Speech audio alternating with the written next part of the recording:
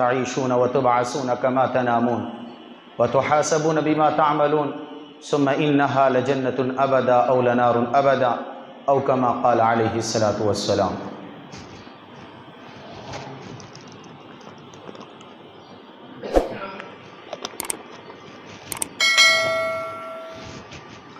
محترم بزرگوں اور عزیز نوجوانوں، تقریباً دو جمعہ پہلے قیامت کی نشانیوں کے بارے میں تذکرہ شروع ہوا تھا۔ درمیان میں کچھ حالات آئے کہ جس کی وجہ سے سلسلہ روکنا پڑا، دوسرے موضوع کے اوپر بات کرنی پڑی تھی۔ اس سے پہلے تقریباً ایک ماہ یا 1.5 ماہ جنت کے احوال اور جنت کی نعمتوں کے متعلق بات ہوئی تھی، اور پھر قیامت کی نشانیوں کے بارے میں بات شروع ہو گئی تھی کہ جس میں تقریباً 35 نشانیاں یا اس سے زائد نشانیاں ہیں قیامت کی۔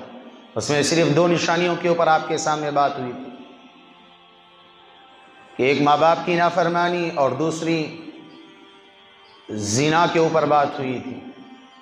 کہ ماں باپ کو ستانے والا نہ دنیا میں سکھی ہے نہ آخرت میں سکھی ہے۔ ہر عمل کی سزا، ہر عمل کی جزا اللہ نے آخرت میں مؤخر کر رکھی ہے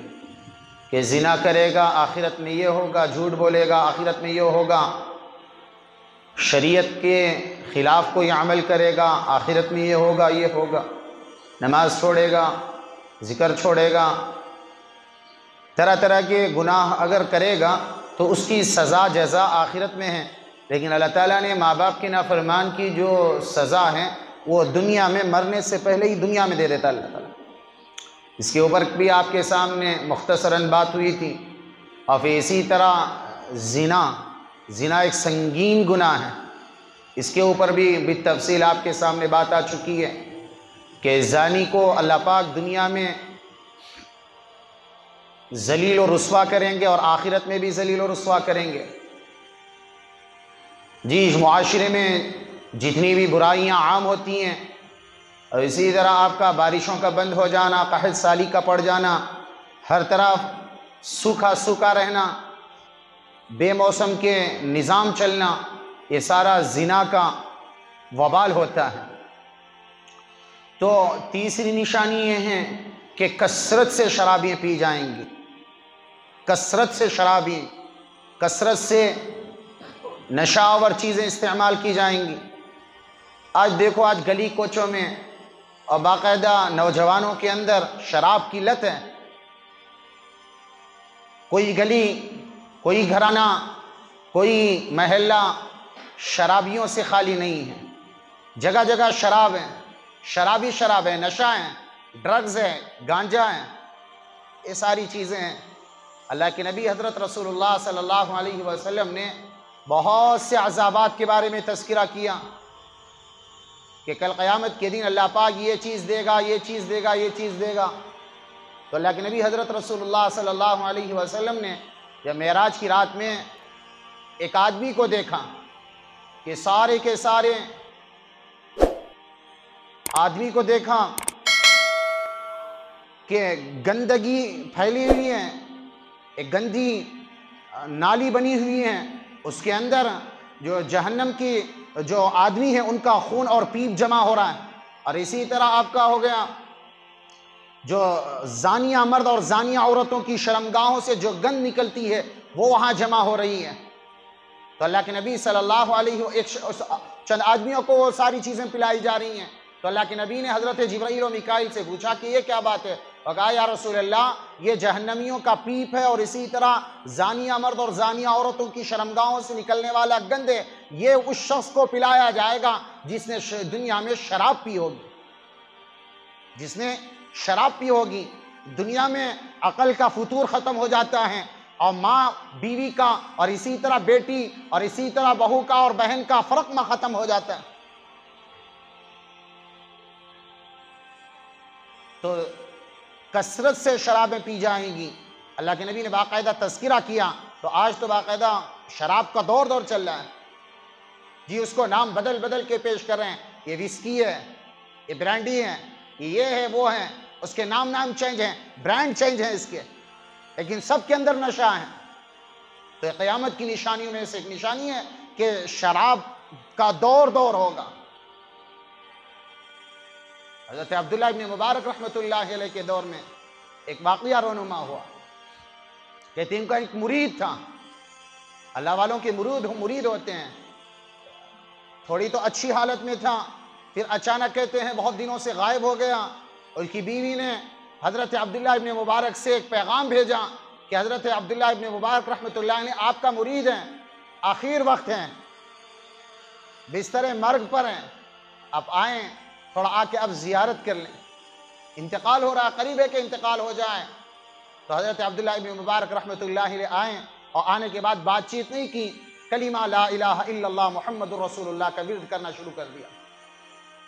کیونکہ مرض الوفات کا وقت جب ہوتا ہے، نزا کا عالم ہوتا ہے، اس وقت بات چیت منع ہے۔ مردے کو یہ نہ کہیں کہ آپ کلمہ پڑھو، تکلیف کا عالم ہو جاتا ہے، شدت کا عالم ہوتا ہے، روح نکلنے کا عالم ہوتا ہے، جان کنی وقت روح پٹھوں سے اور رگوں سے اور اسی طرح جسم کے اندر سے رگوں پے سے روح کھینچی جا رہی ہوتی ہے، اس وقت تکلیف کی شدت ہوتی ہے کہ مردہ کہیں یہ نہ کہہ دے کہ میں کلمہ نہیں پڑھتا، تو خاتمہ اس کا ایمان پر نہیں ہوگا۔ اس لیے حدیث میں آتا ہے جب کسی کے پاس جاؤ، نزا کی حالت ہو، روح نکالی جا رہی ہو، موت کا وقت ہو، تو اس وقت مردے کو نہ کہو کہ تو کلمہ پڑھ، صرف اس کے سامنے بیٹھ کے کلمے کا ورد کرو کہ لا الہ الا اللہ محمد الرسول اللہ، لا الہ الا اللہ محمد الرسول اللہ۔ تو عبداللہ ابن مبارک رحمۃ اللہ علیہ جا کے اس کے پاس بیٹھ گئے، لا الہ الا اللہ محمد الرسول اللہ، لا الہ الا اللہ محمد الرسول اللہ کا ورد کر رہے ہیں۔ وہ تھوڑی دیر میں اٹھ کے باتیں کرنے لگتا، حال احوال پوچھنے لگتا، اور جب اس سے کہتے کہ بھائی کلمہ پڑھ لے تو کہتا کہ مجھ سے کلمہ نہیں پڑھا جا رہا، مجھ سے کلمہ نہیں پڑھا جا رہا۔ تو عبداللہ ابن مبارک رحمۃ اللہ علیہ سوچ بھی پڑ گئے کون سا گناہ کیا ہے، کلمہ نہیں پڑھا جا رہا۔ کہتے ہیں کہ بات کرتے کرتے انتقال ہو گیا، بغیر کلمے کے موت آ گئی۔ پھر اس کے بعد حضرت عبداللہ ابن مبارک رحمۃ اللہ علیہ بڑے غمگین کہ اللہ تو موت کیسے دیتا ہے، بغیر کلمے بھی لوگوں کو بغیر کلمے کی بھی موت دے دیتا ہے۔ بہت دنوں تک بے فکر غم کے ساتھ رہے کہ اچانک دیکھا کہ خواب میں ایک مرتبہ نظر آیا سارا بدن زخمی ہے، سارا بدن زخمی ہے، زخموں سے چور ہیں، بدن سے خون کے فوارے نکل رہے ہیں، سر بھی زخمی ہے، سارا بدن زخمی ہے۔ تو عبداللہ ابن مبارک رحمۃ اللہ عنہ سے پوچھا کہ بھائی بتا کیا معاملہ ہے تیرا،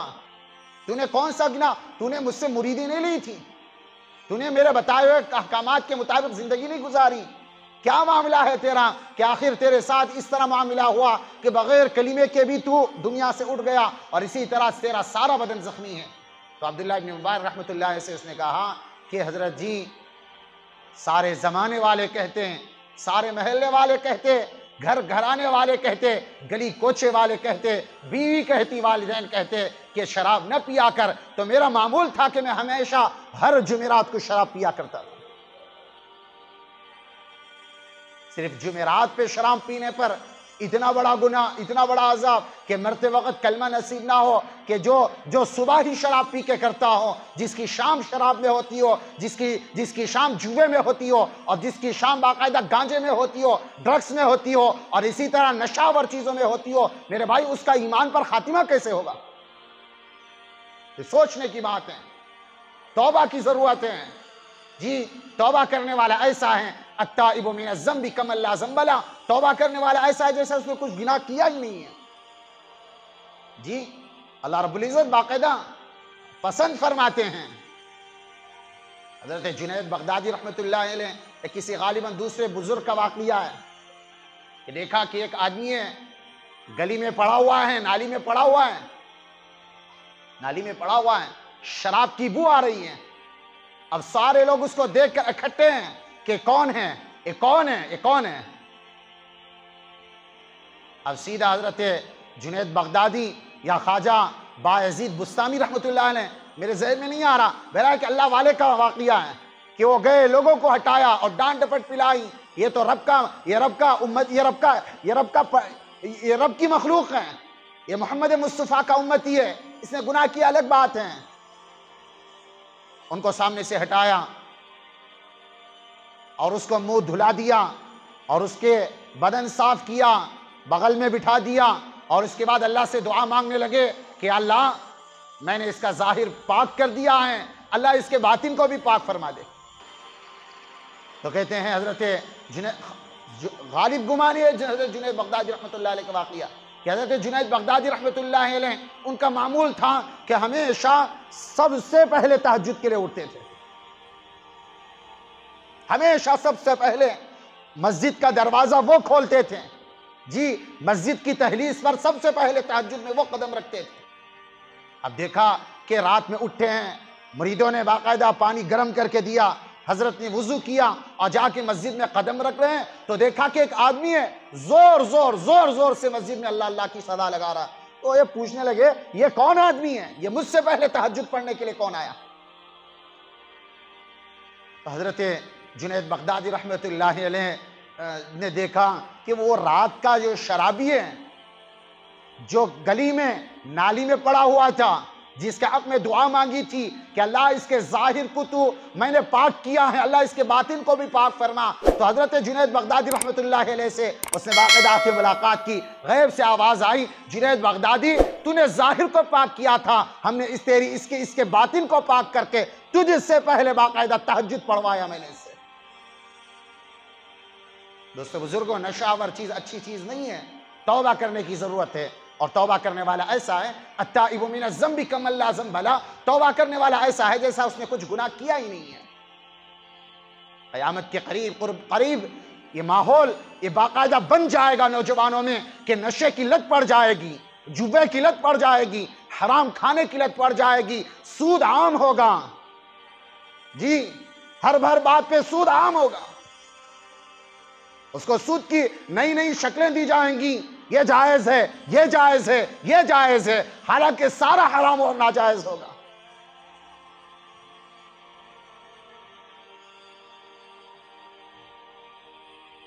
قرآن کہتا ہے یا ایھا الذین آمنوا اتقوا اللہ وذروا ما بقی من الربا ان کنتم مؤمنین، کہ ایمان والو تقوی والی زندگی گزارو، وذروا ما بقی من الربا، اور جو سود کے پیسے ہیں اس کو چھوڑو، ان کنتم مؤمنین، اگر تم سچے پکے ایمان والے ہو، فَإِن لَمْ تَفْعَلُوا فَأْذَنُوا بِحَرْبٍ مِّنَ اللَّهِ وَرَسُولِهِ، اگر تم نہیں مانتے تو یاد رکھو کہ سود خوروں کے خلاف، بڈی خوروں کے خلاف، ووسی کھانے والوں کے خلاف اور سنگا کھانے والوں کے خلاف اللہ اور اس کے رسول کا اعلان جنگ ہے، اعلان جنگ ہے اللہ اور اس کے رسول کا۔ بڑے مزے سے کھاتے ہیں سود، اب جب بولنے کے لیے بیٹھتے ہیں تو کہتے پھرتے ہیں کہ اس مولوی کو کس نے کہا سود کے بارے میں کہنے کے لیے، بٹ ارے کھانے والے کھاتے ہیں، آپ کیوں بولتے ہیں جی؟ ہمیں کیوں رکھا ہے؟ حجامت کے لیے رکھا ہے؟ سود کھانے والے، بڈی کھانے والے یہ حرام ہی کھا رہے ہیں، حلال نہیں کھا رہے ہیں۔ اللہ کے نبی حضرت رسول اللہ صلی اللہ علیہ وسلم نے فرمایا قیامت کی نشانیوں میں سے ایک نشانی ہے کہ سود عام ہو جائے گا، جی چاہتے نہ چاہتے ہوئے بھی گھر میں سود کے پیسے آئیں گے، جی سود کی بلڈنگیں بنائی جائیں گی، بڈی کے بلڈنگیں بنائی جائیں گی، بوسی کی بلڈنگیں بنائی جائیں گی، بوسی کے پیسوں سے بیٹ خریدے جائیں گے، ترکاریاں خریدی جائیں گی، گوشت خریدا جائے گا، اس کو کھائیں گے تو حرام کا کھائیں گے تو حرام کام کریں گے۔ ہو رہا نہیں ہو رہا؟ بولو بھائی، گلی کوچوں میں باقاعدہ محلے میں رہنے والے، مسجدی کے گلیوں میں رہنے والے سود کھا رہے ہیں، اور جب بولتے ہیں مرچیاں لگ جاتی ہیں۔ اللہ کے نبی حضرت رسول اللہ صلی اللہ علیہ وسلم نے یہاں تک فرمایا کہ ایک آدمی ہے اپنی وسعت کے مطابق مکہ حج کے لیے جائے گا، کعبۃ اللہ کی زیارت کے لیے جائے گا، مدینے کی زیارت کے لیے جائے گا، دور دراز سفر کرتا ہوا آئے گا اور بال بکھرے ہوئے ہوں گے، جی میلے کچیلے کپڑے ہوں گے، ایسی حالت ہوگی جیسے کسی بہت سر پھرے عاشق کی حالت ہوتی ہے، اس طرح حالت ہوگی اس کی۔ وہ آئے گا اللہ کے سامنے، کعبۃ اللہ کا غلاف پکڑ کے کہے گا کہ رب رب رب رب رب رب کی صدائیں لگائے گا، تو اللہ رب العزت کی طرف سے اس کی مدد نہیں کی جائے گی، کیونکہ اللہ کے نبی نے فرمایا اس کا کھانا حلال کا نہیں، اس کا پہننا حلال کا نہیں ہے، اس کا کھانا حرام کا۔ جی، سود کا کھانے والا، بڈی کا کھانے والا، ووسی کا کھانے والا، سنگے کا کھانے والا، رشوت کا کھانے والا، جوے کا کھانے والا، حرام کا کھانے والا ہوگا۔ کہاں سے مدد ملے گی میرے بھائی؟ اللہ اس کی مدد کہاں سے کرے گا؟ رحمت والی برکت والی روزی کہاں سے ملے گی جب پہننا حرام کا ہو؟ جی، اپنی بیویوں کی خواہشیں پوری کرے حرام پیسے سے، اب بینکوں سے باقاعدہ سود لے، جی، یا کنت کے اوپر گاڑیاں لے، اور باقاعدہ وہ کنتوں کے اوپر، ارے اس کو تو جائز ہی نہیں سمجھتے۔ لون، جی، قسطیں ادا کرنی ہے، اس میں باقاعدہ اتنا انٹرسٹ پڑتا ہے، آدمی زبان ہر خاص و عام میں اس کو تو سود ہی نہیں سمجھا رہا۔ سمجھ رہے کوئی اس کنت کو بڈی سمجھ رہے کوئی نہیں سمجھ رہا۔ اس کو تو بڑے مزے سے نئی نویلی باقاعدہ گاڑی لے کر آتے ہیں، کنت پر لاتے ہیں، اور یہ نہیں سوچتے کہ اللہ کی مدد کہاں سے ہوگی، یہ تو سود ہے۔ اور اللہ کے نبی حضرت رسول اللہ صلی اللہ علیہ وسلم فرمایا، جس نے 1 روپیہ بڈی کا، 1 روپیہ سود کا، 1 روپیہ حرام کا، 1 روپیہ ووسی کا، 1 روپیہ سنگے کا، 1 روپیہ سود کا کھایا، اس نے اپنی سگی ماں سے 36 مرتبہ گناہ کیا، 36 مرتبہ زنا کیا۔ اے چھوٹی بات ہے؟ ہاں، اور ایک بات، جو آدمی حرام کھاتا ہے اس کا نیک اعمال میں دل نہیں لگتا، پکی بات ہے۔ نماز پڑھنے میں دل نہیں چاہتا، روزہ رکھنے میں دل نہیں چاہتا، جی، قرآن کی تلاوت کرنے میں، دعوت والی محنت میں، نبیوں والے کام میں اس کو دل نہیں چاہتا، مساجد میں بیٹھنا اس کو باقاعدہ باعث تحقیر سمجھتا ہے، جی، مجلسوں میں بیٹھنا اور مساجد میں اپنے آپ کو لانا وہ اپنی عزت نہیں سمجھتا۔ کیوں؟ حرام کھا رہا ہے، حرام کا نطفے سے بچے جن رہا ہے، جی، حرام کا کھا کے باقاعدہ اولاد جن رہا ہے، تو کہاں سے یہ سکھ کے پائے گا؟ یہ سکھ کہاں سے دیکھے گا؟ اللہ کے نبی نے فرمایا قرب قیامت میں سود عام ہوگا، سود عام ہوگا، سود خوروں پر اللہ کی لعنت برسے گی۔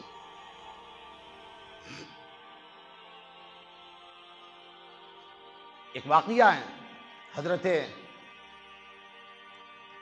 ابو بکر رضی اللہ عنہ کا واقعہ، ان کے غلام کا واقعہ ہے کہ ان کا غلام کافر تھا، جی، کہانت کرتا تھا۔ ایک مرتبہ کہیں جا رہا تھا تو اس کا دوست اور اس کی بیوی حاملہ تھی، اس نے پیٹ دیکھا اور کہہ دیا کہ تیرے بیٹا پیدا ہوگا، اور کہا کہ تجھے کیسے معلوم؟ اور نے کہا مذاقن میں پہنچی وسطی ہوں، میں پیٹ دیکھ کے پتا چل جاتا ہے کہ یہ کیا ہے، اس کو بیٹا ہی پیدا ہوگا۔ اللہ کا کرنا ایسا ہوا، 2 مہینے کے بعد بچہ پیدا ہو گیا، بیٹا پیدا ہو گیا۔ تو حضرت ابو بکر رضی اللہ عنہ کو باقاعدہ وہ کما کے لا کے دیتا تھا کچھ کھانے کے لیے۔ ایک واقعہ پیش آیا، کہتے ہیں 2 مہینے کے بعد جب بچہ پیدا ہو گیا تو اس نے بہت ساری چیزیں دی کھانے پینے کی کہ تو بابا ہے، تو پیر و مرشد ہے میرا۔ تو سیدھا لے کے آئے کھجوریں، لا کے حضرت ابو بکر کے سامنے ابھی رکھی ہی تھی، حضرت ابو بکر نے پوچھا نہیں، صرف اتنا بھوک بہت زیادہ لگی ہوئی تھی، حضرت ابو بکر کو اٹھا کے کھا لیا۔ اور دوسرا کھانے کے ہاتھ بڑھا رہے تھے تو حضرت ابو بکر سے غلام نے کہا کہ حضرت ابو بکر آپ تو باقاعدہ ہر روز پوچھتے تھے یہ کہاں سے کمایا، یہ کہاں سے کھایا، یہ کہاں سے کما کے لایا، آج پوچھنے کی ضرورت نہیں آئی۔ اگر ہاں بھوک بڑی لگی، کچھ سوچا نہیں جا رہا، کھا لیا ہے۔ کہا کہ اللہ کے حبیب کے خلیفہ یہ معاملہ ہوا ہے کہ میں نے کہانت کی تھی، انہوں نے مجھ کچھ دیا اور کہا کہ تو نے مجھے جہنم میں پہنچا دیا ہوتا۔ اے میرے بھائی، پھر اس کے بعد سارا ڈول منگوایا اور قے کر کے باقاعدہ اس کو پی کے قے کی، اس کو وہ سارا ایک جو کھجور گیا تھا اندر سارا نکال دیا اور کہا کہ جو بدن حرام لقمے سے پلے اس کے لیے جہنم بہتر ہے۔ تو اب بتاؤ، جو بڈی کا کھانے والا ہو، جو سود کا کھانے والا ہو، جو سود کی ڈکار لیتا ہو، جو سنگے کی ڈکار لیتا ہو، جو اپنے بیوی بچوں کو سنگا کھلاتا ہو اور وہ سی کھلاتا ہو، نمبر لگا کے باقاعدہ اور مسجد کا پہلے صف کا نمازی ہو، قبر اچھی بنے گی اس کی؟ حضرت علی مدینی رحمت اللہ علیہ، جی، امام ابو حنیفہ کے استاد، بڑے بڑے اولیاء کے استاد ہیں، وہ کہتے ہیں بڑے فقیہ بڑے محدث ہیں، مدینے میں میرے والد کا انتقال ہو گیا، اللہ پاک نے مجھے حافظ بھی بنایا تھا، عالم بھی بنایا تھا، ہر روز جا کے اللہ اپنے والد کی مزار پر بیٹھ کے ان کے لیے قرآن کریم کی تلاوت کرتا۔ ایک رات ایسا آیا کہ میں نے رات میں تہجد کے ٹائم، رمضان المبارک کی رات تھی جی، سحری کھا کے میں سیدھا اپنے والد کی قبر پر چلا گیا، جا کے ان کو قرآن کریم کی وہاں قبر پر بیٹھ کر قبر کے بغل میں بیٹھ کے قرآن کریم کی تلاوت کر رہا ہوں، تو دیکھا کہ تھوڑی دیر کے بعد ایک کہیں سے رونے کی اور چیخنے اور چلانے کی آواز آ رہی ہے قبرستان میں۔ اب یہ سوچنے لگے، ادھر ادھر دیکھا، کہیں سے پتہ نہیں، جب غور کر کے دیکھا تو کہتے ہیں کہ بغل یا دو تین قبروں کے بعد کسی ایک قبر سے جی چیخنے اور چلانے کی آواز آ رہی ہے، تو سمجھ گئے کہ ہو نہ ہو یہ ایک قبر ہے، کوئی ایک قبر ہے، اس کے اندر اس میں سے باقاعدہ عذاب ہو رہا ہے قبر میں۔ اب جیسے ہی صبح کا اجالا ہوا، سورج نے روشنی ڈالی مدھم تو کہتے ہیں وہ آواز بھی دھیمے دھیمے کم ہو گئی، اب جیسے سورج طلوع ہو گیا مکمل آواز بند ہو گئی۔ اب میں نے آنے جاتے والوں کو پوچھا کہ کون ہے یہ، کون ہے معاملہ، تو کسی ایک نے بتا دیا کہ یہ فلانے علاقے کا فلانا آدمی ہے۔ حضرت علی مدینی رحمۃ اللہ علیہ کہتے ہیں مجھے بڑی تکلیف ہوئی، کیونکہ میرا جانا پہچانا آدمی تھا، اول صف کا نمازی جی، صوم و صلات کا پابند، قرآن کی تلاوت کرنے والا، ذکر اذکار کرنے والا جی، مسجد کا کوٹھا تھا۔ مجھے بڑی تکلیف ہوئی کہ اللہ اتنا نیک اعمال کرنے والے کو عذاب قبر ہو رہا ہے، کیا معاملہ ہے اللہ؟ تو کہتے ہیں میں نے علاقے کے لوگوں کو، جہاں کے علاقے کا رہنے والا تھا، وہاں کے جا کے میں نے باقاعدہ تحقیق کی، لوگوں نے بتایا علی مدینی رحمۃ اللہ علیہ آپ جیسا اس کے بارے میں سوچتے ہیں، ہم بھی اس کے بارے میں یہی گمان رکھتے ہیں، لیکن بات یہ ہے وہ نماز کا پابند، ذکر کا پابند، اول صف میں نماز پڑھنے والا، تکبیر تحریمہ کے ساتھ باقاعدہ امام کے ساتھ تکبیر تحریمہ کے ساتھ